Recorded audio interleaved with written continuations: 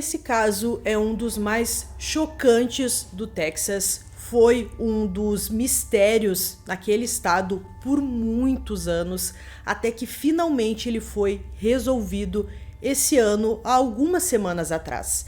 Para quem é mais antigo aqui no canal ou que já assistiu a muitos vídeos daqui, eu já trouxe esse caso, mas faz 4 anos, o caso obviamente não era resolvido naquele momento, então como ele foi resolvido agora, eu decidi trazê-lo do início ao fim, contando toda a história aqui para vocês. Então o outro vídeo ainda vai continuar aqui no canal, sem ter a parte final, e fiquem comigo até o final desse vídeo aqui que eu vou dar uma dica de um documentário sobre esse caso. Fala pessoal, Carol na área, trazendo mais um vídeo aqui no canal. Todas as semanas eu trago esse tipo de conteúdo aqui para vocês, casos criminais. Então se você gosta, se inscreve aqui no canal, deixa um like nesse vídeo, deixa um comentário e não esquece de compartilhar esse vídeo aqui com os amigos. Bora pro vídeo.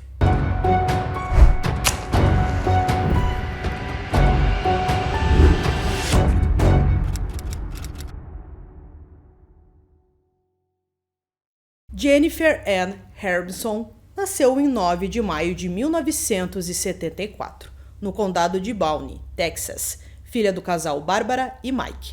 Atlética, extrovertida e engraçada, Jennifer fazia parte do time de atletismo da universidade e também era presidente da seção FFA, Future Farmers of America, da Lanier High School. Ela era muito próxima de sua família, principalmente de sua irmã Sarah. Jennifer trazia alegria para a turma, relembrou o professor de geografia Ed Gifford. Ela era mais animada com a vida do que qualquer outra criança que conheci.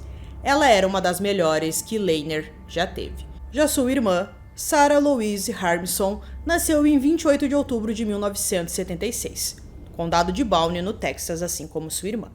Ela era muito atlética, assim como sua irmã mais velha, mas ela jogava vôlei e basquete. Além dessas atividades, ela era líder de torcida e membro ativo do FFA. Naquela época, Sarah já namorava há um tempo e ele lhe deu um anel de formatura para usar, que rapidamente se tornou um de seus bens mais preciosos. O diretor da escola disse: Sarah já havia se estabelecido como uma pessoa muito entusiasmada, um membro essencial da turma de calouros. Ela era uma líder, claramente uma garota que deixaria sua marca no lugar. Eliza Hope Thomas nasceu em 16 de maio de 1974, em Austin, no Texas, filha de James e Maria. Eliza, apesar da pouca idade, já era mecânica de automóveis muito habilidosa e sempre fazia seus próprios reparos. Ela e Jennifer, ambas com 17 anos, eram melhores amigas e trabalhavam juntas na loja I Can't Believe It's Yogurt, no norte de Austin. Ela também era membro do FFA, amava animais e sonhava em se tornar veterinária e modelo um dia.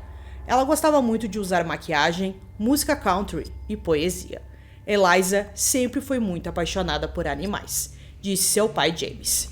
Emily Ayers nasceu em 31 de janeiro de 1978, no condado de Johnson, Texas, filha de Bob e Pam. Amy era a mais nova das 4 amigas e estudava na Burnett Middle School, mas também fazia parte da FFA.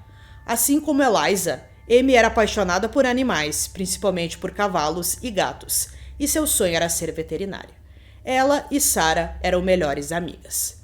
Um amigo da família, John Blay, disse: não dava para ver uma sem a outra.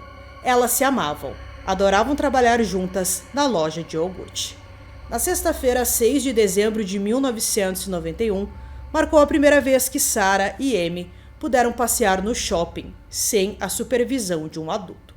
Jennifer deixou as duas antes de ir para o trabalho e deveria levá-las para casa naquela noite, após o término de seu turno. A loja de iogurte iria fechar naquele dia às 11 horas da noite. Com isso, Sarah e Amy chegaram em algum momento daquela noite, esperando Jennifer terminar para poder levá-las para casa. Assim como Jennifer, Eliza também estava trabalhando naquela noite. Vários clientes relataram ter visto 2 homens suspeitos sentados à mesa. Eles apenas tomaram uma bebida, mas foi o comportamento reservado deles que chamou a atenção dos outros. Os homens se inclinavam sobre a mesa, conversando entre si e sussurrando, como se não quisessem que ninguém ouvisse o que eles estavam dizendo. Além disso, eles tinham um saco de papel sobre a mesa, na qual mexiam constantemente. O que tinha no saco não foi descoberto. Um deles foi descrito como tendo aproximadamente 1,70 m de altura, com mais ou menos 20, 30 anos. Seu cabelo era curto e loiro. O outro homem foi descrito como sendo bem mais alto. Os dois estranhos usavam um casaco grande e acredita-se que eles dirigiam um carro verde naquela noite. Também houve menções de que um homem usou o banheiro nos fundos daquela noite e supostamente demorou muito. Não está claro se era um terceiro homem não identificado ou um dos homens que estava sentado à mesa. Mas, como ainda mais tarde foi descoberto que a saída dos fundos estava destrancada, alguns acreditam que esse indivíduo foi o responsável por destrancá-la enquanto estava lá, antes de usar o banheiro. Os dois homens na mesa parecem ter sido os últimos clientes quando as meninas começaram o processo de fechar a loja. Mais tarde, um policial chamou o corpo de bombeiros ao perceber que a loja de iogurte estava pegando fogo. John Jones, que seria um dos primeiros policiais a chegar ao local, afirmou ter recebido uma chamada sobre o incêndio às 11h27, deixando um intervalo de tempo surpreendente curto entre o fechamento e o início do incêndio. O incêndio foi controlado e os socorristas encontraram rapidamente os corpos de Jennifer, Sarah e Eliza. Amy, cujo corpo estava em uma parte separada da loja, foi encontrado por último. Todas as 4 meninas estavam nuas, foram amarradas e amordaçadas com suas próprias roupas íntimas. Embora se acredite que todas elas possam ter sido vítimas de um abuso sexual, DNA masculino foi recuperado apenas de um dos corpos. Cada uma delas levou um tiro na cabeça. A cena do crime foi muito danificada, tanto pelo fogo quanto pela água. Os policiais que estavam presentes naquela noite disseram que quando entraram ali depois que o fogo já tinha sido controlado pelos bombeiros, disseram que a água estava em seus tornozelos. Então, com isso, muitas evidências foram perdidas e assim, é claro, prejudicando ainda mais o trabalho dos policiais naquela noite. Eles até tentaram pegar algumas impressões digitais, mas não deu certo e eles não conseguiram. 2 armas diferentes foram usadas, levando os investigadores a especular que havia 2 agressores. A cena do crime foi profundamente perturbadora, até mesmo para os policiais. Estava escuro lá dentro, com muita fumaça. Lembrou o detetive Mike Huckabee. Só a sensação fria da morte, vi coisas no Vietnã que pensei que nada mais se igualaria a isso. E aquela cena era ainda pior. Fica bem na rua de onde morávamos. Uma a uma, as famílias das meninas foram notificadas do ocorrido. Às 3 horas daquela manhã, algumas pessoas estavam na minha porta e então disseram que houve um incêndio e nos disseram que minhas 2 filhas estavam mortas, disse Bárbara, mãe de Jennifer e Sarah. A polícia acreditava que o crime havia começado como um roubo e se agravado a partir daí. John Jones falou sobre os vários caminhos investigativos que eles seguiram para tentar encontrar os culpados. Nós investigamos todos, até mesmo os familiares. Então, 8 dias depois do crime, os investigadores conseguiram sua primeira pista promissora. Maurice Pierce, de 15 anos, foi flagrado portando uma arma calibre 22 em um shopping na cidade. Mas, como os cartuchos encontrados na cena do crime não foram rastreáveis, não havia como confirmar ou descartar conclusivamente a arma do crime. Ele foi interrogado e disse que naquela noite seu amigo Forrest Wellborn pegou sua arma e sumiu por um tempo enquanto ele esperava no carro. Mais tarde ele voltou, estava todo suado e disse que tinha disparado a arma, mas não contou o que fez. Mais tarde, eles se encontraram com mais 2 amigos, Robert Springsteen e Michael Scott. Os investigadores não acreditavam que Pierce estava dizendo a verdade. Eles colocaram uma escuta nele e pediram que ele conversasse com Forrest.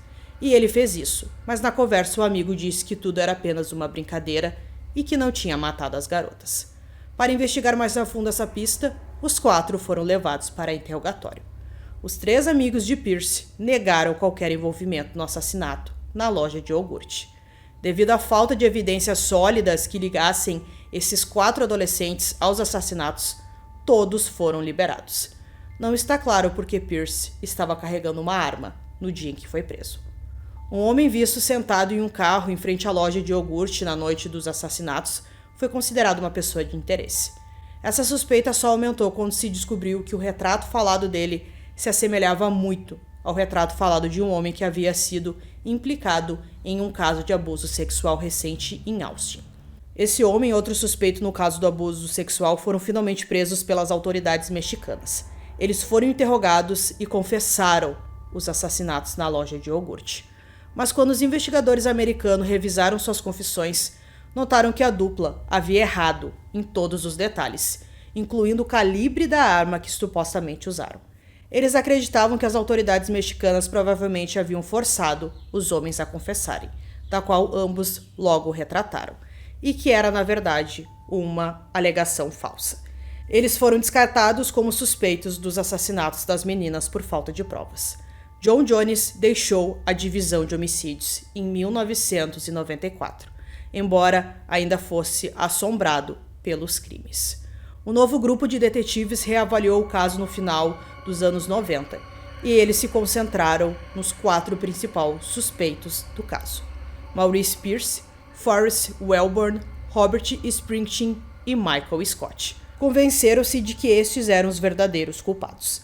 Ao longo de um interrogatório de vários dias, Michael Scott e Robert Springsteen confessaram o crime. As acusações contra os outros 2 foram retiradas, pois se recusaram a confessar e alegaram inocência durante os interrogatórios. Scott e Springsteen foram levados a julgamento. Ambos se recusaram a testemunhar, então a promotoria usou trechos da confissão de cada um contra o outro. Logo depois, Robert Springsteen e Michael Scott foram condenados com base apenas em suas confissões, já que nenhuma outra evidência que os incriminasse foi encontrada. Em 2009, foi decidido que a acusação havia violado uma cláusula ao apresentar as confissões dos próprios homens como uma prova contra o outro. As condenações foram anuladas. O DNA recuperado no corpo de uma das meninas, a única evidência forense do caso, foi finalmente testado e comparado com o de Maurice Pierce, Forrest, Robert e Michael. Nenhum deles foi compatível. Também foi revelado que um dos investigadores que interrogou os 4 jovens em 1999 havia sido acusado de coagir suspeitos a fazer confissões falsas em outro caso. Além disso, um detetive teria apontado uma arma para a cabeça de Michael Scott durante o interrogatório, o obrigando a confessar. As evidências de DNA levaram as autoridades a um banco de dados do FBI, onde uma possível correspondência anônima surgiu. Embora o nome do homem não tenha sido revelado, sabe-se que ele deve ter sido condenado por um crime em nível federal. O DNA encontrado no corpo de uma das vítimas só poderia ser usado para descartar definitivamente alguém, mas não para fazer uma correspondência conclusiva, pois era parcial na época. Com o avanço da tecnologia, o DNA foi testado novamente e, segundo o FBI, o homem em questão foi descartado com os testes mais avançados, e, portanto, sua identidade foi mantida em sigilo. As autoridades policiais receberam dezenas de confissões falsas ao longo da investigação, e pistas viáveis continuaram indefinidas. Para muitos, parecia plausível, se não provável, que os 2 homens à mesa na noite dos assassinatos, os últimos clientes que se sabiam que estavam lá, estivessem envolvidos no crime. Mas eles nunca foram identificados. Em 2022, Dan Jackson assumiu o comando da unidade de homicídios não resolvidos do Departamento da Polícia de Austin. Seu supervisor o informou que ele precisava resolver os assassinatos de 4 adolescentes em uma loja de iogurte, que traumatizaram a comunidade e chocaram os texanos há mais de 3 décadas. Eu sabia naquele momento a gravidade do caso, o quão grande ele era naquele momento, que ele me acompanharia pelo resto da minha vida. Ele chegou a ser baleado em serviço, mas mesmo assim não desistiu de resolver o caso. 3 anos depois, em 2025, graças a uma combinação de tecnologia aprimorada de DNA, testes balísticos, assistência de autoridades policiais locais e de fora do estado, e um momento muito oportuno, a persistência de Jackson desde aquela reunião com seu supervisor valeu a pena. O caso finalmente foi resolvido. Robert Eugene Barchers, um suspeito assassino em série ligado a várias mortes e abusos sexuais em todo o país, que morreu em 1999. Foi identificado em outubro de 2025 como o homem provavelmente responsável pelas mortes das 4 meninas em Austin. Tenho 100% de certeza que é Robert Barshaws, disse Jackson. As descobertas também significavam de forma concreta a absolvição dos 4 adolescentes inicialmente implicados nos assassinatos em 1999, 2 dos quais confessaram. No final de junho desse ano, Jackson pensou em testar novamente o único cartucho de calibre 380 encontrado no ralo da loja de iogurte. Era a única evidência física encontrada na cena do crime. As vítimas foram baleadas com balas de calibre 22, mas Amy foi a única que também foi baleada com uma bala de calibre 380. Jackson reenviou o estojo do projétil 380 para a Rede Nacional Integrada de Informações Balísticas e, por fim, eles tiveram sucesso. O estojo da bala tinha as mesmas marcas individuais únicas que as marcas produzem nos estojos depois de gastas, de uma arma usada em um assassinato não resolvido no Kentucky, em 1998. As autoridades do Kentucky não anunciaram publicamente nenhum desdobramento do caso, mas Jackson disse que os assassinatos no Texas compartilhavam detalhes semelhantes. Eu estava confiante de que eles estavam relacionados, mas não tínhamos um nome, disse ele. Em agosto, Jackson ampliou sua solicitação de perfis de DNA semelhantes para a Agência de Segurança Pública em todo o país. Um laboratório da Carolina do Sul confirmou em 22 de agosto que havia uma correspondência completa do DNA desconhecido até então encontrado em um dos corpos das vítimas. O perfil de DNA era compatível com um caso de agressão sexual e assassinato em Greenville, em 1990, que foi resolvido. Pesquisei no Google a data do crime, Greenville, Carolina do Sul, e foi aí que o nome Robert Barshaws como um assassino em série apareceu, disse Jackson. No caso de Greenville, Robert também amarrou sua vítima com sua roupa íntima. Naquele momento, Jackson descobriu que Robert Barshaws, que estava com 40 anos, havia tirado a própria vida em 1999 durante um confronto policial. Anos após sua morte, investigadores, por meio de DNA e balística, determinaram que Robert foi responsável por diversos crimes na década de 90, que variavam de tiroteios a agressões sexuais e assassinatos, no Tennessee, Missouri e Carolina do Sul. Entre suas vítimas estava uma mulher na Carolina do Sul, em 1990, e uma mãe e sua filha de 12 anos no Missouri, em 1998, disseram as autoridades. O primeiro crime que Robert cometeu foi em 1985, quando ele tentou matar uma mulher na Flórida. Ele atacou uma mulher quando tentou fazer investidas sexuais contra ela, e ela recusou, disse Jackson. Ele acabou atirando nela 4 vezes, e de alguma forma ela sobreviveu. Robert foi condenado a 12 anos naquele caso e obteve liberdade condicional apenas 4 anos depois. Um dos motivos pelos quais ele nunca foi pego por muitos de seus crimes foi que ele trabalhou para enganar o sistema, usando muitos nomes falsos. Ele usou combinações de nomes de familiares, usou o nome do irmão e até mesmo a data de nascimento. Jackson sentiu que tinha encontrado o homem certo, mas precisava saber por que Robert estava no Texas e para onde ele foi depois do assassinato na loja de iogurtes. Jackson realizou uma verificação de antecedentes sobre o Robert e descobriu que 48 horas após o crime em Austin, ele foi parado pela patrulha da fronteira na divisão entre o Texas e o Novo México. Ele dirigia um carro roubado e portava uma arma calibre 380. Foi o mesmo modelo que matou Amy, disse Jackson. O DNA de Robert foi encontrado embaixo das unhas de Amy e, por causa disso, o caso foi resolvido. Então, pessoal, como prometido, tem uma série no streaming da HBO que se chama O Assassinato na Loja de Iogurte, que conta essa história dessas 4 meninas. Ali nós temos vários relatos de membros da família delas, também policiais, ali todas as pessoas que de alguma forma estavam envolvidas. Essa série, que é no estilo documentário, ficou disponível na HBO em agosto desse ano, mas o caso foi resolvido apenas em setembro. Então, essas informações do Robert que eu trouxe aqui para vocês nesse vídeo não estão disponíveis no documentário, porque quando ele foi lançado, o caso ainda não tinha sido resolvido. Então, pessoal, concluindo esse caso aqui para vocês, Com certeza é um caso muito famoso, todo mundo queria saber o que tinha acontecido com essas meninas naquela noite, um caso extremamente trágico que marcou muito essa cidade. É dito no documentário que naquela época Austin era uma cidade pequena ainda, que esse tipo de crime não acontecia. Então foi muito grave tudo isso que aconteceu. Imaginar que 4 meninas muito jovens ali perderam suas vidas naquela noite, mas agora a gente entende um pouco e que pena que o assassino já morreu e não cumprirá sua pena. Então eu espero que vocês tenham gostado desse vídeo. Esse foi mais um vídeo aqui no canal Durmam Bem e até o próximo.